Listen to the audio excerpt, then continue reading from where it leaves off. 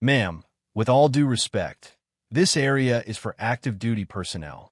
The retirees' luncheon is across the quad. The voice was young, sharp, and drenched in a particular kind of certainty that only comes from knowing everything about a world one has yet to truly experience. The crowd of onlookers, a mix of decorated officers, visiting dignitaries, and proud families, registered the comment with a ripple of uncomfortable silence, followed by a few nervous, sycophantic chuckles from the speaker's companions. The woman to whom the words were directed gave no reaction. Her gaze remained fixed on the distant horizon, where the Academy's fleet of training vessels executed flawless, wind-driven maneuvers across the shimmering bay. She stood with a stillness that was not passive, but profoundly present, a granite pillar amidst the rustling sea of dress-white uniforms. But when the Academy Commandant, Rear Admiral Thorne, glanced over from the main dais, his eyes didn't see an out-of-place civilian or a forgotten veteran. He saw a stance, a posture of command so deeply ingrained it was like a law of physics, and a cold nod of recognition tightened in his gut. If you believe that true authority is earned in silence and demonstrated through action, not announced with a title, type respect is earned below. The woman wore a simple, unadorned service dress uniform, stark navy blue, with no ribbons, no medals, no glittering epaulets to signify her station. It was a uniform of pure function, one that could belong to a junior lieutenant on her first shore duty or a career administrator nearing retirement. Her hair was silver, pulled back in a severe, regulation bun that did nothing to soften the lines etched around her eyes and mouth. Lines carved not by years, but by the weight of impossible decisions made in the dead of night, thousands of miles from any shore.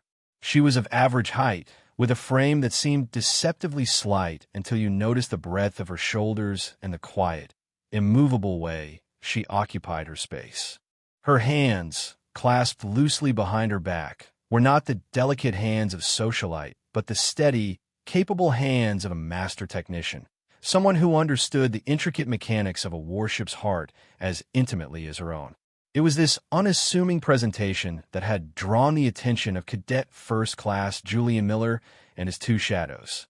Miller was the Academy's golden boy, the top of his class in celestial navigation, tactical theory, and, most notably, self-regard. He saw the world as a series of hierarchies he was destined to ascend, and this woman, in her plain uniform, standing alone at the edge of the ceremonial parade ground, was an anomaly that offended his sense of order. He saw weakness in her silence, disrespect in her unadorned attire, and an opportunity to perform his role as a future leader. The ceremony was the annual parade of sail, the Academy's most cherished tradition. It was a grand spectacle of maritime heritage, a living museum of naval power where sleek, modern destroyers shared the horizon with the majestic, tall-masted sailing ships used to teach the fundamentals of seamanship. The air was thick with the scent of salt spray, brass polish, and tradition. For the cadets, it was a day of immense pride and pressure. For the alumni and commanding officers in attendance, it was a reaffirmation of the unbroken line of service they represented. Miller, flanked by Cadets Cho and Rodriguez, approached the woman with the confident stride of a man who had never been truly challenged. "Seriously, ma'am," he continued, his voice louder now, projecting for the benefit of those nearby. "This viewing area is reserved. There are security protocols. I'm sure you understand." He gestured vaguely toward the crowd, a sea of decorated chests and gleaming shoulder boards, implicitly contrasting their finery with her stark simplicity. Cho snickered a high, nervous sound. Rodriguez shifted his weight, his eyes darting between Miller and the silent woman, a flicker of doubt in his expression. But he said nothing, his silence a form of consent. The woman finally turned her head, her gaze shifting from the distant ships to the three young men before her. Her eyes were a pale, piercing gray, the color of a winter storm over the North Atlantic. They held no anger, no indignation, no emotion at all. It was the calm, analytical gaze of a predator studying an unfamiliar species or a master artisan assessing flawed material. She simply looked at them, and in that silent, unblinking appraisal. The entire weight of Miller's carefully constructed superiority began to feel hollow, like a beautifully painted but empty shell. He had expected a reaction, flustered apologies, a defensive explanation, perhaps even an angry retort. He was prepared for any of those. He was not prepared for this profound, unnerving silence, a silence that seemed to absorb his arrogance and reflect nothing back. He felt an absurd urge to fill the void, to talk more, to explain the rules more forcefully, as if the sheer volume of his words could somehow prove his authority.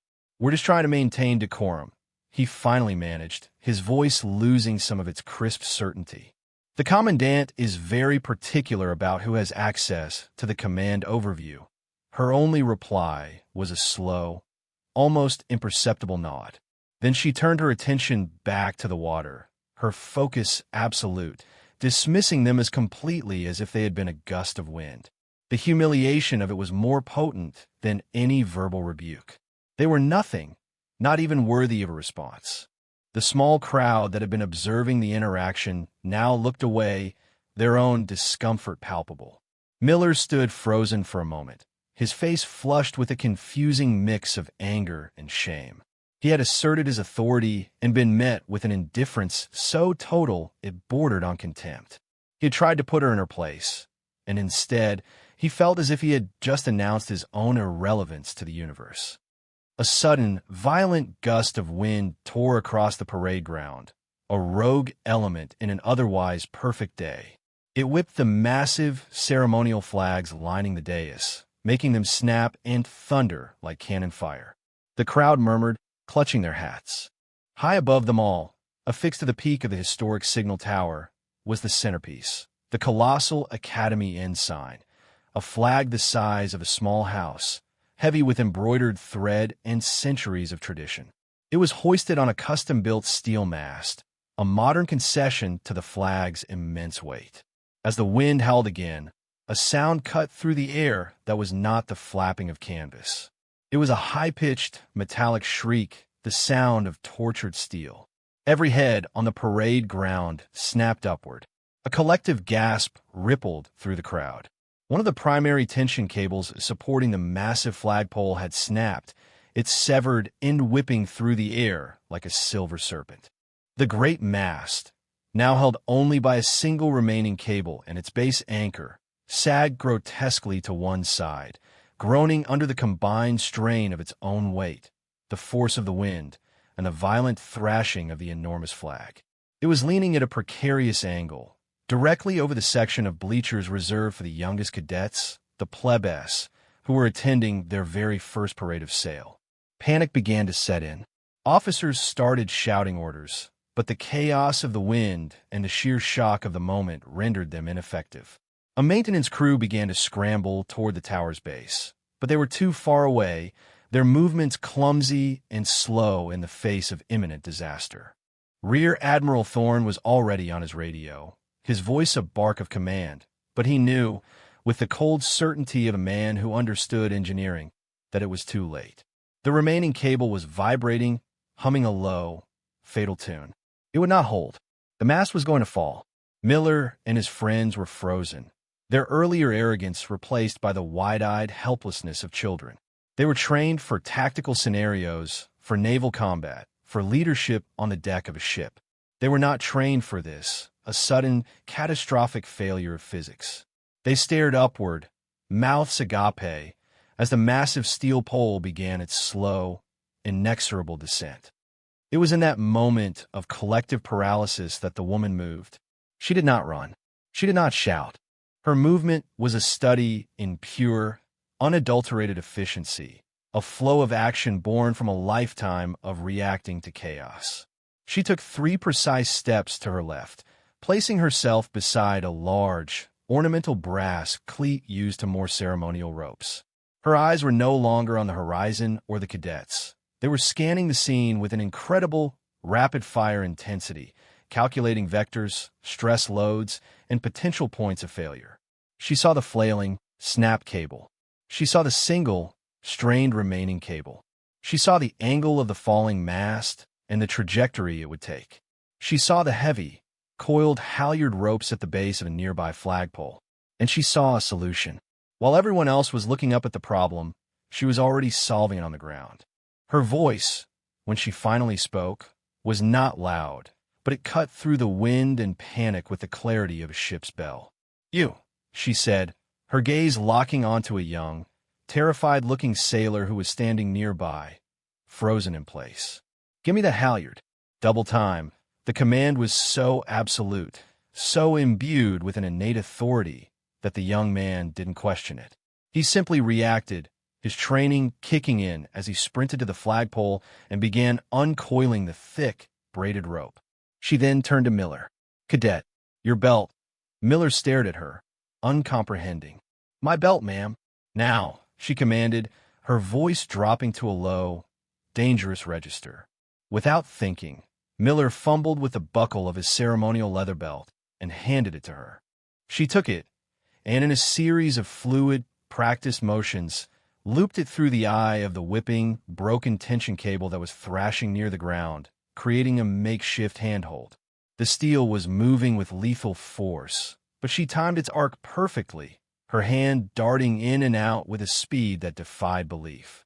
She now had a way to catch the dragon. The young sailor arrived with the heavy rope. "Around that cleat," she ordered, pointing to the brass mooring fixture. Running bowline on my command, she didn't wait for his acknowledgement. She braced herself, her feet planted, her body coiled like a spring. As the mast groaned and lurched downward, she threw her entire weight into pulling the broken cable, using the leather belt to grip it, redirecting its violent energy. It was a feat of impossible strength, not of muscle, but of leverage and timing. She guided the cables in toward the cleat just as the sailor finished looping the halyard around it. "Now," she yelled. The sailor pulled his knot tight. The woman, with a final, desperate heave, looped the cable's eye over the horn of the cleat, and in the same motion, wrapped the new rope around it in a friction hitch that tightened with the strain. The falling mass shuddered, its descent arrested with a deafening groan. It stopped, hanging suspended, held by a jury-rigged anchor of a cadet's belt, a ceremonial rope, and the impossible competence of one silent woman. The entire event had taken less than 15 seconds. A profound, deafening silence fell over the parade ground, broken only by the whistling of the wind. The massive ensign, which had been moments from crushing a score of young cadets, now hung safely secured. Every eye was on the woman, who stood calmly by the cleat, breathing evenly, her hands already brushing imaginary dust from her simple uniform. Miller stared, his belt now a critical component in an engineering miracle, his mind utterly unable to process what he had just witnessed. He saw not an old woman, but a force of nature. Rear Admiral Thorne moved as if launched from a catapult. He vaulted over the ceremonial railing of the dais, ignoring the frantic calls of his aides, and strode across the parade ground with a purpose that parted the stunned crowd like a ship's bow through water. His face was a mask of awe, disbelief, and a dawning, profound reverence. He didn't slow his pace until he was directly in front of the woman, who was now calmly inspecting the knot the young sailor had tied, giving it a slight, approving tug. Thorne came to a dead stop, his feet snapping together with an audible crack. He drew himself up to his full height, his back ramrod straight. Then he executed the sharpest, most formal salute of his long and decorated career. It was not the perfunctory gesture offered to a peer. It was the salute of a subordinate to a supreme commander, a gesture of absolute deference and respect, imbued with decades of naval tradition. He held the salute, his hand trembling slightly at his temple, his eyes locked on her. The silence stretched, thick and heavy. The entire academy, from the rawest plebe to the most senior captain, watched, utterly bewildered. They saw their commandant, a war hero in his own right, saluting a woman in a uniform with no rank. Miller felt the blood drain from his face. The world had just turned upside pivoted on the axis of this single, impossible gesture. The woman finally looked up from the knot and met Thorne's gaze. She gave a short, almost imperceptible nod, and only then did Thorn drop his salute. He took a deep breath, his voice resonating with an authority that commanded the attention of everyone present. "Cadets," he began, his voice booming across the now silent field. "Officers, honored guests, you have just witnessed an act of profound skill and courage." He paused, letting the weight of his words sink in. He then turned his body slightly, gesturing with an open palm toward the woman. "You are likely wondering who this individual is." He looked directly at Miller, his eyes cold and hard as steel. "Cadet Miller, you and your colleagues saw a woman you did not recognize. You saw a simple uniform, without decoration, and you made an assumption. You assumed she was out of place. You assumed she did not belong." The public nature of the rebuke was scalding.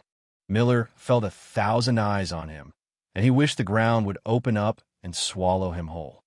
Thorn's gaze swept back over the assembled midshipmen, his expression one of stern disappointment, but also of a teacher about to impart a lesson that would never be forgotten. "Let me be clear," he thundered, his voice carrying the weight of his own command. "You were wrong. It is you who did not recognize where you stood. This is not a place for assumptions. This is a place for respect. A respect that is earned not by the glitter on a uniform, but by the steel in the spine." He turned back to the woman, his tone shifting from anger to one of deep, almost mythic reverence. "You are taught tactics here from textbooks. You study the great naval battles of history. You read about the strategists who shaped the very doctrine that keeps our nation safe." He took another step closer to her. "You have read about the Neptune spear doctrine, the strategy that broke the stalemate in the Azurean conflict. You have studied the Battle of the Serpent's Coil, where a hopelessly outmatched carrier group held the line against impossible odds. You have heard whispers and legends in the fleet of a commander known only as Ghost, an admiral who saw the whole board, who moved fleets like chess pieces in a game no one else could comprehend. A wave of murmurs and gasps spread through the ranks of officers and senior cadets. The name Ghost was a legend, a myth whispered in wardrooms and tactical briefings, the call sign of a commander whose identity was one of the fleet's most closely guarded secrets. They were stories told to inspire, to represent the absolute pinnacle of strategic genius. Thorn let the whispers build for a moment before delivering the final, stunning revelation. He faced the crowd, but his words were directed at the woman, a public testament to her legacy. "Gentlemen," he declared, his voice ringing with history, "you are in the presence of the architect of those victories, the officer who wrote those doctrines with the blood of our enemies and the courage of our sailors. Cadets, render the respect due to the supreme commander of the Allied fleets, the legend herself." He paused, then turned fully to her, his voice dropping to a formal, respectful address. "Fleet Admiral Eva Rostova, welcome back to the Academy." The name hit the crowd like a physical blow. Fleet Admiral, the highest possible rank, a 5-star officer, a position so rarely filled it was almost mythological. And it belonged to this quiet, unassuming woman. The sound of thousands of hands and heels snapping to attention was a single, explosive crack of sound. A forest of arms rose in salute. Miller, Cho, and Rodriguez stood ramrod straight, their salutes the most rigid of all, their faces masks of pure, horrified awe. They hadn't just insulted an officer. They had confronted a living monument. They had tried to dismiss a legend. The story of what happened on the parade ground spread through the academy, not like wildfire, but like a shockwave. It was instantaneous and profound. By the time the evening meal was served in the cavernous mess hall of King Hall, there was no other topic of conversation. The details were repeated, embellished, and analyzed with the fervent intensity that only a closed community of young, intelligent, and competitive individuals can generate. The tale of Cadet Miller's arrogance was told with a kind of cautionary horror, while the description of Fleet Admiral Rostova's 15 seconds of impossible competence was recounted with breathless awe. Her calm demeanor, her precise commands, the way she had bent a situation of pure chaos to her while using nothing but a cadet's belt and a length of rope. It was the stuff of instant legend. Fictional internal academy blog posts, written anonymously, appeared overnight. One, titled The Ghost and the Cleat, went viral within the Academy's closed network. It poetically described her movements not as those of a person, but as a physical manifestation of strategic doctrine, where every action was precise, purposeful, and without a single wasted motion. The post ended with a line that would be repeated for years. Miller saw a uniform, but Rostova saw a physics problem. And the problem never stood a chance. The ornamental brass cleat, now bearing a slight scuff mark from the tension cable, became an unofficial shrine. Plebes would walk past it and touch it for good luck before exams. Senior cadets would point it out to visiting family, recounting the story with a proprietary pride. The grounds crew had been ordered to leave Miller's scuffed leather belt looped through the cleat's eye for 24 hours as a silent, potent reminder. For Miller, the experience was transformative. The public humiliation was a crucible that burned away the dross of his arrogance, leaving behind a harder, more sober sense of self. He didn't hide in his room or lash out. The next morning, he formally requested a meeting with Commandant Thorne. He stood at attention before the Rear Admiral's desk and delivered a crisp, formal apology, taking full responsibility for his actions and those of his subordinates. He did not make excuses. He did not ask for leniency. He simply stated his failure. "I failed to see, sir," Miller said, his voice steady. "I saw rank, not character. I saw appearances, not competence. It is a failure of leadership I will spend the rest of my career correcting." Thorne listened in silence, his expression unreadable. When Miller was finished, the commandant simply nodded. "Good," he said. "Your education has begun." The incident reshaped the very culture of the Academy. The story of Fleet Admiral Rostova became a new cornerstone of their institutional identity. It was no longer just a place that taught naval tactics. It was the place where the legendary Ghost Admiral had reminded everyone that true command presence had nothing to do with the volume of one's voice or the number of ribbons on one's chest. It was about what you did in the critical moment when everything was about to break. Commandant Thorne integrated the lesson into the official curriculum. First-year ethics classes now included a case study on the event titled The Rostova Principle. Competence over assumption. It was a mandatory lecture on the dangers of prejudice and the moral duty of a leader to recognize worth in every member of their command, regardless of appearance or rank. The 3 cadets involved were changed in different ways. Rodriguez, who had been hesitant, found his voice, becoming known for questioning groupthink and encouraging his peers to consider alternative perspectives. Cho, the sycophant, became quieter, more observant, his actions now driven by a desire to learn rather than to curry favor. But the greatest change was in Miller. He threw himself into his studies with a new, humbling ferocity. He was no longer trying to be the best. He was trying to be worthy. He devoured Fleet Admiral Rostova's published works on naval strategy, not just memorizing her doctrines, but trying to understand the mind that had created them. He requested and was assigned extra duties with the enlisted maintenance crews, wanted to understand the mechanics of the ships he would one day command, to learn from the sailors who kept them running. He was often seen late at night, practicing knots, his hands mimicking the fluid, efficient motions he had seen the Admiral use. As for Rostova, she had departed the Academy the following morning. Her visit, which had been an unannounced personal pilgrimage to her alma mater, concluded. Before she left, she had a brief, private meeting with Thorne. He began to apologize for the cadet's behavior, but she cut him off with a simple, dismissive wave of her hand. "They are young, Admiral," she said, her voice quiet and even. "They are built to be arrogant. It is the raw material from which we forge leaders. The Academy's job is not to give them certainty, but to teach them how to react when that certainty is shattered." She then changed the subject, asking a pointed, technical question about the Academy's new simulator software, her mind already on the next war, the next generation, the next problem to be solved. The incident, for her, was already a closed file, a minor data point in a lifetime of command. She had no need for apologies or accolades. Her competence was its own validation. A year later, The plebes who had been sitting in the threatened bleachers were now seasoned fourth-class cadets, and they told the story of the Day of the Ghost to the new, incoming class with a reverence usually reserved for naval saints. The legend had grown, taking on the patina of folklore. Some claimed she hadn't used a belt at all, but had caught the steel cable with her bare hands. Others swore she had whispered a command to the wind, and it had obeyed. The truth was more impressive than any myth, but the myths served a purpose. They were a constant reminder of the Academy's highest ideal, the quiet professional.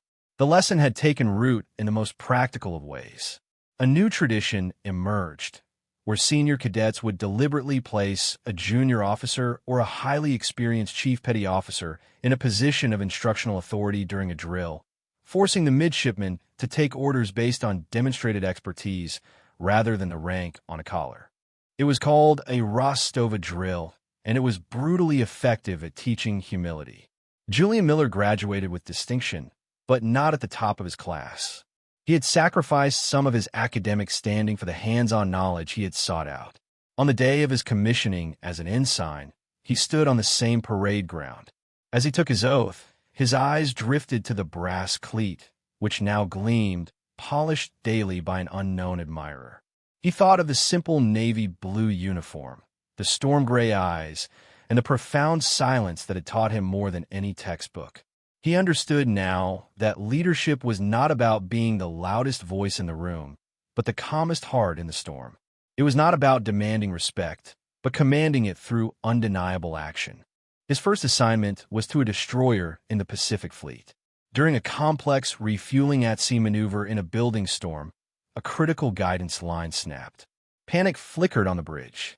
The young captain was about to give a rash order when Ensign Miller, his voice calm and clear, offered a precise, technical solution, a method for using a secondary winch and a specific friction not to stabilize the lines. It was a solution he had learned not in a classroom, but by studying the legacy of a quiet woman who saw the world not as a hierarchy of people, but as a series of problems to be solved with competence and calm. The captain, a man wise enough to recognize expertise, listened and gave the order. The maneuver was completed safely. Miller said nothing more, simply returning to his post, his silence a testament to the lesson he had learned. The legacy of Fleet Admiral Eva Rostova was not carved in stone or cast in bronze. It was not in the medals she never wore or the accolades she never sought. Her true legacy lived in the quiet moments of competence that rippled outward from that single, dramatic event on the parade ground. It lived in the thousands of young officers who were now taught to look past the uniform and see the person, to value experience over rank, to listen more than they spoke. It lived in the culture of an institution that now celebrated humility as a core component of command.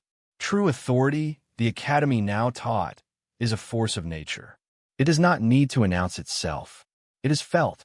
It is the steady hand in a crisis, the calm voice in the chaos, the clear eye that sees the solution when everyone else sees only the problem. It is a weight, a presence, a silence that is louder and more powerful than any shouted command. The story became a parable, a touchstone for generations of naval leaders.